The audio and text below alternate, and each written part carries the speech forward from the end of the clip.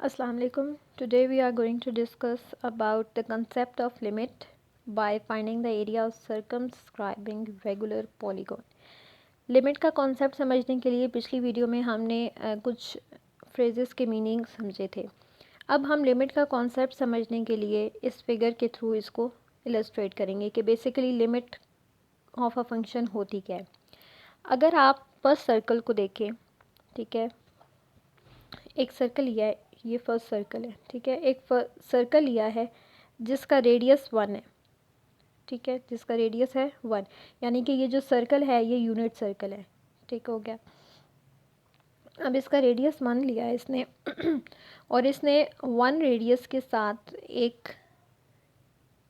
ये देखें, ये रेडियस है, ये रेडियस है।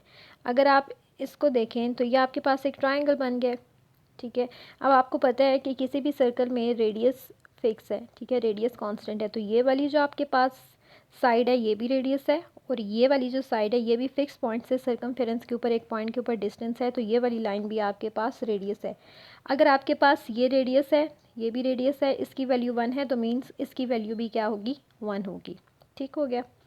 अच्छा, अब आपके पास ये एक ट्रायंगल है, अगर आप ये वाला एंगल देखें, ये वाला, तो ये एक राइट एंगल बन रही है, ठीक है, 90 डिग्री का एंगल बन रहा है। और जब आपके पास एक राइट एंगल ट्रायंगल होती है तो आप उसके ऊपर अप्लाई कर सकते हैं Pythagoras theorem, right, Pythagoras theorem, right, आप इसके ऊपर अप्लाई कर सकते हैं। हाइपोटेन्यूज का स्क्वायर इक्वल्स टू बेस का स्क्वायर प्लस आल्टीट्यूड का स्क्वायर।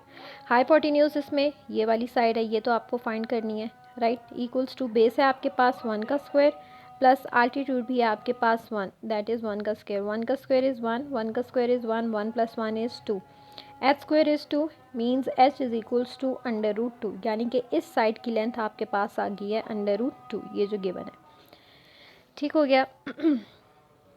अच्छा, ये एक सर्कल था जिसका रेडियस था 1, यानी कि ये एक यूनिट सर्कल था, उसके ऊपर इसने रेडियस को यूज़ करते हुए एक राइट ट्रायंगल बनाई है, ठीक है, और फिर उस राइट ट्रायंगल से उसने इस साइड का लेंथ फाइंड कर लिया। अब यानी कि ये जो स्क्वायर है इसकी चारों साइड्स की लेंथ क्या होगी, √2।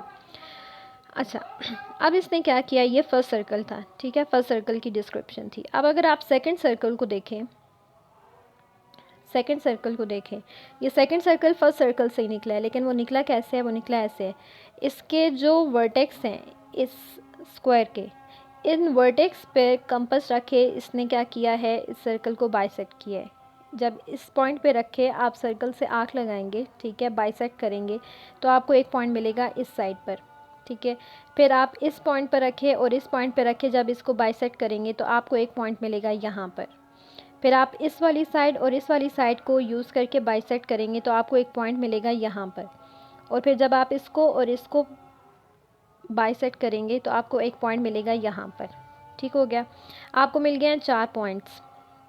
उन 4 पॉइंट्स को जब आप जोड़ेंगे ना, ठीक है, तो आपके पास इस तरह से,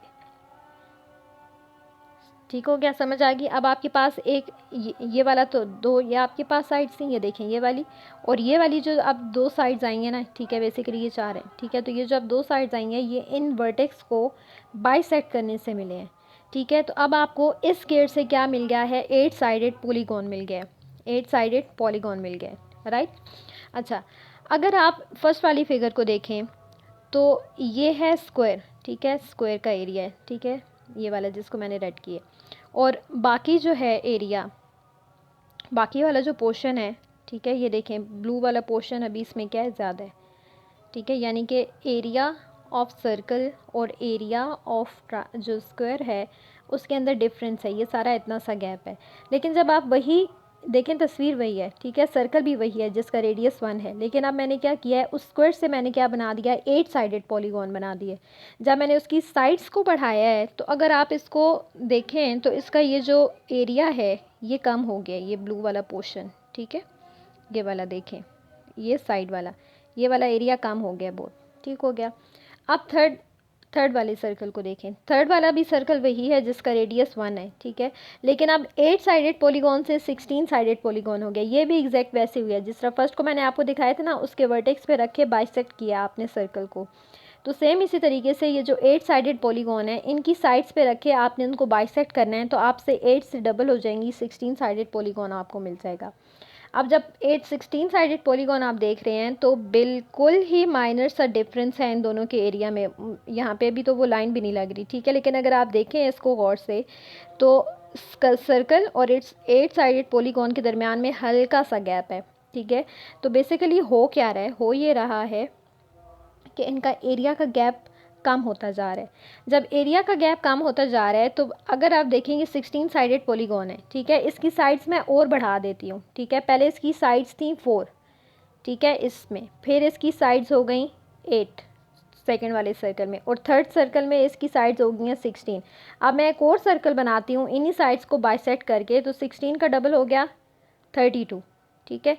अब देखें अगर ये वाला गैप बिल्कुल अभी जो है ना बहुत फोकस करने पर नज़र आ रहा है, लेकिन जब आप इस सर्कल में 32 साइड्स का सर्कल 32 साइड्स का पॉलीगॉन इसके अंदर ड्रॉ करेंगे तो ये जो आपको थोड़ा सा गैप नज़र आ रहा है ना, ये भी गैप नज़र नहीं आएगा। तो बेसिकली हो क्या रहा है, जब आप एन को बढ़ा रहे हैं, ठीक है, जब आप एन को बढ़ा रहे हैं यानी कि उसकी साइड्स को बढ़ा रहे हैं, तो ये जो पॉलीगॉन बन रहा है बीच में, ये पॉलीगॉन बेसिकली अप्रोच कर रहा है, यानी कि इस पॉलीगॉन का जो एरिया है वो बनता जा रहा है एरिया ऑफ सर्कल। बात समझ में आ रही है?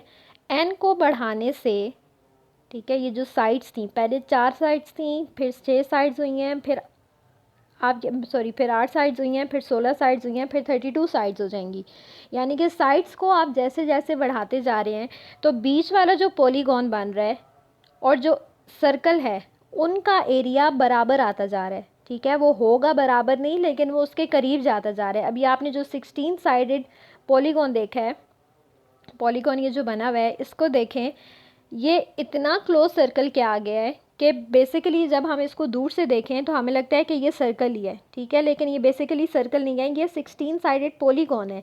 तो एन जैसे जैसे बड़ा हो रहा है, ठीक है, एन जैसे जैसे बड़ा हो रहा है, ठीक है, एन जैसे जैसे बड़ा हो रहा है, बेसिकली आपके पास जो पॉलीगॉन का एरिया है वो बनता जा रहा है सर्कल के एरिया के। तो यही लिमिट का कॉन्सेप्ट है कि जैसे जैसे एन बढ़ता है, जो आपके पास फंक्शन है वो अप्रोच करता है एक नंबर को, ठीक है। ये तो फिगर थी ना, फिगर के थ्रू आपको कॉन्सेप्ट दिया गया है कि एरिया ऑफ, ये देखें, area of inscribe polygon approach कर रहा है एरिया ऑफ सर्कल को, ठीक है। अब अप्रोच का मीनिंग क्या है वो हमने लास्ट वीडियो में डिस्कस किया है। एरिया ऑफ इंस्क्राइब पॉलीगॉन, इसके अंदर जो पॉलीगॉन है उसका एरिया अप्रोच कर रहा है, यानी कि वो बनता जा रहा है एरिया ऑफ सर्कल। वो है सर्कल नहीं, देखें पॉलीगॉन आप सर्कल तो नहीं हो सकता, राइट। 16 साइडेड पॉलीगॉन एक सर्कल नहीं है, लेकिन एरिया ऑफ इंस्क्राइब पॉलीगॉन बनता जा रहा है। हमें लग रहा है कि वो हो रहा है area of circle, but actually ऐसा है नहीं, ठीक है। As n approaches to infinity, n से मुराद उसकी साइड्स जैसे जैसे ज़्यादा हो रही हैं, जैसे जैसे एन बड़ा होता जा रहा है एरिया ऑफ पॉलीगॉन बनता जा रहा है एरिया ऑफ सर्कल। तो यही लिमिट है कि जैस as n approaches to infinity area of inscribe polygon approaches to area of circle, ठीक है। यही कॉन्सेप्ट है लिमिट का, लेकिन ये आपको अभी एक फिगर पिक्टोरियल फॉर्म में इसको समझाया गया है लिमिट का कॉन्सेप्ट। अब इसकी जो न्यूमेरिकल अप्रोच है वो हम इंशाल्लाह नेक्स्ट वीडियो में डिस्कस करेंगे, ठीक है। सही उसकी जो मैथमेटिकल फॉर्म है वो क्या होती है। आई होप आपको ये क्लियर है, और अगर आपको वीडियो पसंद आई है तो काइंडली इसको शेयर करिएगा। Thank you so much.